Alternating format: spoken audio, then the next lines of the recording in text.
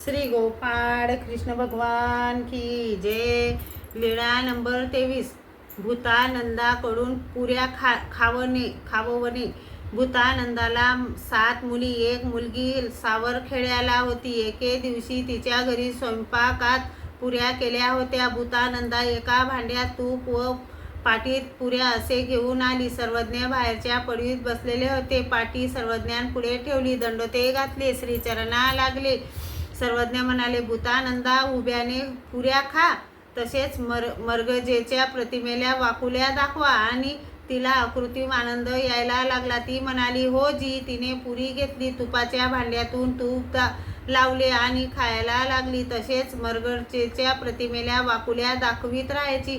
अशा तऱ्हेने सर्व पुऱ्या खाल्ल्या। शेवटचा घास तोंडात असताना सर्वज्ञ म्हणाले, हे काय भूतानंदा, तुम्ही वयस्कर सभ्य उभ्यानेच पुऱ्या खाता आणि मर्गजेच्या प्रतिमेला वाकुत्या दाखवता, आणि आम्ही पाहत आहोत, सर्व लोक पाहत आहेत, आणि अकृत्रिम आनंद येणे बंद झाले।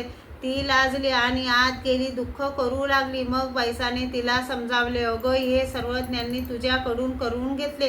तुझा अनंत जन्मात उपाशी राहून मरण्याचा भोग तो संपविला। श्री गोपाळ कृष्ण भगवान की जय।